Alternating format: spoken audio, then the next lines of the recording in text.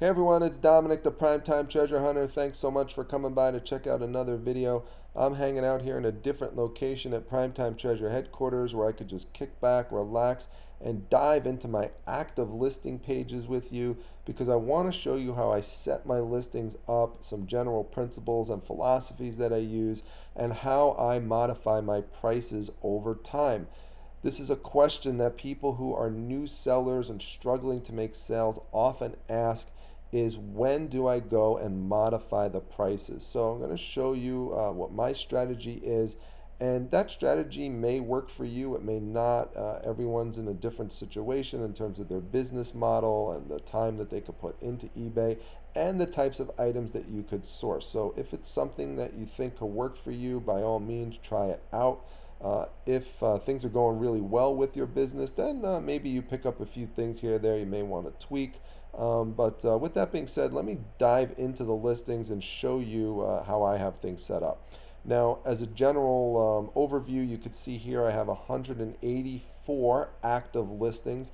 The number isn't so important. I mean, that number might seem low to you if you are someone who has thousands of listings, of course. It's all relative. It may seem really high if you're brand new and you have like 10 things listed. It really depends on your situation in terms of how many items you could get up. As many of you know, I have a full-time job that's separate from reselling, so I get to what I can, but the main principle of what I want to show you is I get things listed every day, with very, very rare exception. So what you see here, I have a bunch of items that are ending soon, some ending in 15 minutes, and then I also have items that are ending tomorrow.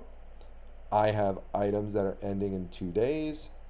I have items that are ending in 3 days, and 4 days, and 5 days, and so on and so forth. That shows you that things are getting listed every single day. And that's important because eBay's search algorithm likes to see activity on your account. So you could see here, if we go over to the more recent listings, that I have a bunch of listings that are ones that I started within the last 24 hours. The last one of which has 19 um, people who viewed it already and one watcher. So important to keep that activity going every day.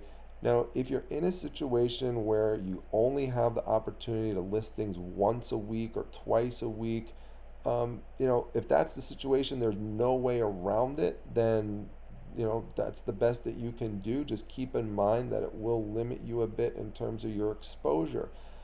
So if there's any time that you could find a way to get just one item up every day, that will help, even if that means taking some pictures in advance on a day that you're more free, so that the next day all you have to do is go in and do a little bit of editing and not have to take all the photos.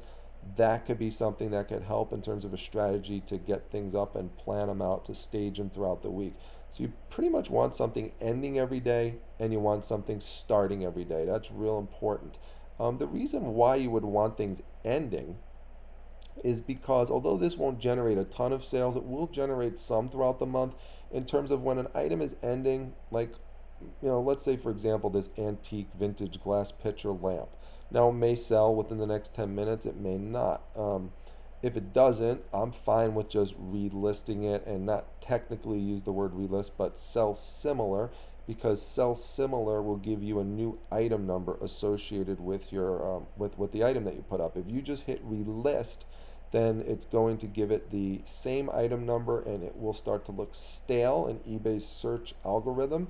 And as a result of that, you will have difficulty getting traction on your item. So always make sure you hit the sell similar button and not the relist button, so you get that new item ID associated with it. But in this instance, I've had plenty of times where someone within the last 5 minutes goes and makes a purchase because, one, they're worried that I may not relist the item. I may decide to do something else with it. This may be their last chance to get it.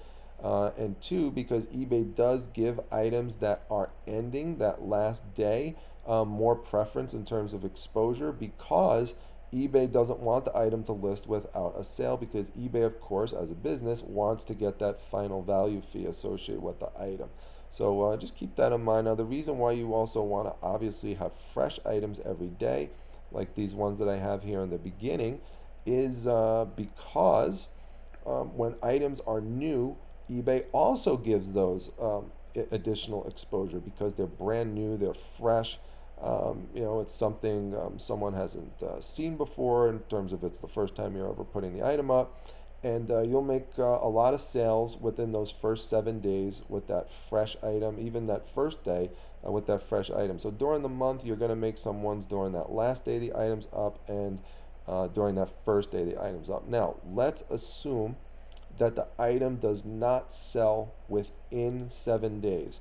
This is what I do. I basically give the item 7 days. I'll wait it out 7 days because the way I figure is that, you know, let's say someone is looking for this book here, right? Vinland Saga 1. Now, it does have a good sales record history. I have no doubt that it's going to sell probably actually at that price range because I have it for the lowest price according to my competition, and the sales data on this book is very, very good. But as you could tell, I put it up within the last 24 hours. It's not like there are people out there um, hanging on the edge of their seats waiting for someone to list this book again. There are people who will come by and look at it, but maybe the guy or girl who winds up getting it decides to look for it 3 days from now. So keep that in mind. People think, especially when they're new and they're listing things, that once you list things, that there's people that are salivating, waiting for your exact item. That's not the case. That's the case in some instances if you have something really, really hot and really, really popular. But for most of your items, that's probably not going to be the case. You need to wait for that right buyer to come by and to come across. So now, if within 7 days it doesn't sell, then the way I look at it is, well, I probably need to lower the price a bit because let's go up to, so that would be the 22-day mark. So let me go up to where we have 22 days.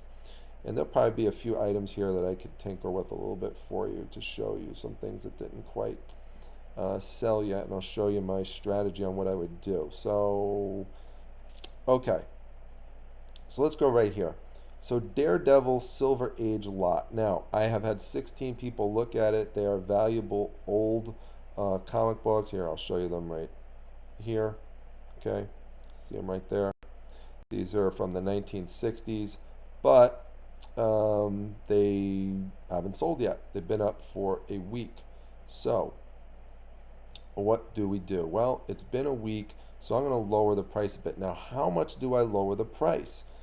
Good question. It really depends on how much did you source the items for, and do you have any watchers? I factor that in a lot. The fact that I have 0 watchers on the item after um, after 7 days means that I have the item listed too high. So I definitely want to lower the price. Now, I'm actually going to come off of this about 25 bucks. So I'm going to get it down to 374. The reason for that is because I bought all of these books plus a big collection of other comics for $400. So if I get close to that or somewhere near that, if I even get several $100s for this, I'm going to be okay with the quality of the other books that I have and still make a good profit overall. So, this is going to be, this and some other items are the ones where I'm going to really make my money back, and then I'll be in profit range with some of the other items. So I'm going to update this right now. And actually, I didn't really need to go into it like that. That's kind of the old-fashioned way. I'm still getting used to the new way that I showed in my other video in terms of how to more quickly modify the price. In fact, it's probably good that I showed you that old way right there because now I'm going to show you a way that's quicker. So let's go into another item. So I'm going to go over here again. We'll go down to that 22 day period right there. And let's see here. Let's go to the next item here. Where are we here? 22, 22. Okay, Power Pack promo poster 35 by 22. Now, this is a little different. This one, it's $24.99 and I have one watcher on it. Okay. Now, what I do in this situation, especially for posters, I mean, you have to know your item, and for comic book posters, this is not an unreasonable price at $24.99, and I'm fine sitting this one out a little bit. So I'm just going to click this little pencil mark, and you'll see here, this allows me to modify the price right here on this page. So I'm just going to drop it a buck because this is a rare poster, and I don't think I need to drop it too much to make the sale. Plus, I want to give myself room for if this person offers me like $15, $16, that I have more room to negotiate. Because if I'm going to use that meet in the middle strategy, then I need my number to make sure it's as high as possible to make as much money as possible with a meet in the middle negotiation technique. So, by the way, I did a video on this the other night where you click the pencil and you modify the price just as I showed, and some people did write in they don't have that feature yet on their account, and that's true. eBay is slowly basically rolling this out, and you may have it or may not. If not, you may want to call eBay and see if they could put it onto your account for you. But it should be eventually rolling out to all accounts in the long run here. Another thing that I'm going to show you here is, let's go down to another item here. So we've got this item, it's another poster, $34.99. Now this one doesn't have any watchers associated with it. So I'm okay with lowering this one a little bit more. So I'm going to actually drop it down $5. So we're going to drop it down to $29.99 right here, and we'll just submit it, and right there, drop $5 off. Now this functions like a sale. You are dropping the item down a bit, you're lowering the price from what it was, and especially if there's watchers on it, they're going to know that that you dropped the price a bit. Sometimes eBay will actually send them a notification that the price got lowered. Here again, you could see no watchers yet on this item. It's listed as $64.99. Now, I have it for the lowest price on eBay, but still no one has come by to purchase it yet. So I'm going to drop the price a little bit on it, $59.99. So I'm dropping it $5. Okay. So hopefully, what will happen is if I start seeing more interest in the item, then I will be less likely to lower the price by $5. So I might, let's say for example, within the next week I get 4 watchers on this book, and that'll happen sometimes. You'll notice a big increase in watchers depending on where your price point is, and in that case I'd be more likely to just drop it. If it still hasn't sold within a week, I'd drop it to $57.50 as opposed to $54.99. Now, again, remember, this is only going to work as an approach to lower it by these types of amounts if you source it low. I only got this book for a few bucks, so to drop it another $5 is not really a big deal. Over here we've got $14.99, one watcher. I'll drop the price down to $13.99, hit submit. This is a cookbook that Miss Primetime gave me to list. It's not one that's super popular. No watchers on it yet. I don't want to drop it all the way down to $14.99. It's pretty thick in terms of a book. And although it's going to go out media mail, I'd still like to drop it a little bit less because my starting point here is less. It's $19.99. It's not $60, so there's less room to move around when you have that.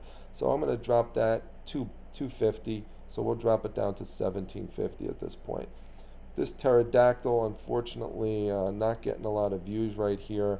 Maybe someone will pick it up as a Christmas gift. I originally put it up for hopefully for Halloween. You may remember me sourcing it actually at a garage sale. So I'm going to lower the price a bit. It's light, easy to ship, it's first class, so you have to keep that in mind as well in terms of how much it's going to cost to ship in terms of price modifications. So there, I'll drop that down to $5 to $24.99. This one here, I'm just going to keep here. This is Ultraman sticker book. I'll show it to you right here. It's a monster book. I'm not quite sure why it hasn't sold yet. The price is pretty reasonable on it. I mean, I think I do know the reason. I don't have the stickers. It's just the book. So if you have the stickers associated with it, that's going to help make it sell. So I'm just going to keep it here. I think that this is one of those items where you just kind of need the right person to come by, and I'm just going to keep it up there for 850. So, if I have the item pretty much as low as I want to go, I'm not going to just keep modifying the price and lowering it and lowering it and lowering it. It really just depends on ultimately where you're at with the item at that particular time. So hopefully I could get back to the item page here. There we go. A little slow connection there, but we're going to go back down. So that leaves us with one last item to modify. That's my General Lee car. Now, this is the Dukes of Hazzard's car. It's signed by um, Daisy Duke and John Schneider, and will probably be picked up by someone as a great Christmas present. I'm going to lower this one by $10, so I'm going to bring it down to $129.99. I have one watcher on it. So now, what do I do at this point? I am just going to basically let these stay here until basically what I do is I pick one day during the week. So for me, it's Friday. Now, it could be any day for you if you want to use this approach. And what I'll do then, once I get to that one day of the week, is I'm going to go to my first page of items and I'm going to look and I'm going to see what's sold, what hasn't sold yet. And I'm going to move down. And what I'll do is I'll go and I'll start with any item that has 2 days or more left on it. So if it has 2 days or more left on it, and it's a Friday, what I'm going to do is I'm going to start going in and lowering the price. So you see this one here, it's $27.99 with 6 watchers. I'll lower the price down to $26.99. And I'll keep doing that through all of these items. And it's so much easier for me to do now with this new feature where I could just click this pencil and go in and make a price modification. Now there's certain items where you may decide you just don't want to go lower than that for it. You just can't, doesn't make sense. For example, this vintage 7-Up bottle, this is something that Mrs. Primetime found. I've sold one of them before and I don't want to go lower than $12.99 on it. So as a result, I'm just going to keep it there. I know it will eventually sell because someone did buy it for that amount by me before. I have one more left. I'm just going to keep it there, wait till someone comes in and purchases it. So, it really, again, it just depends on the item. For most of them, though, you could see I have the buy it now best offer option that's selected on it. So I'll just keep going down and I'll just keep modifying, keep modifying, keep modifying. And then I'll go down and I'll go over to the next page and I will keep going until I get to items that are at the 20-day mark. I won't modify anything from the 20 to 22-day mark. The logic being that every day I have going in and I am modifying the prices. So I already went in, like for example, I wouldn't modify these Mad magazines right now if today was Friday because my logic would be I just lowered them by 10 bucks. So I'm not going to go in and within just a brief 2-day period lower them another 10 bucks. I want to give it a week basically at that new price point to see what happens in terms of any new watchers it helps generate, new interest, maybe new questions from potential buyers. And that gives me a sense of what I need to do in terms of modifying it any further. So let me just tell you kind of one other thing that I would do here is let's say here these Mad magazines I have for $129.99. Let's say I modified it to that point and there were no watchers, and then 10 days later I've got 6 watchers, 7 watchers on it.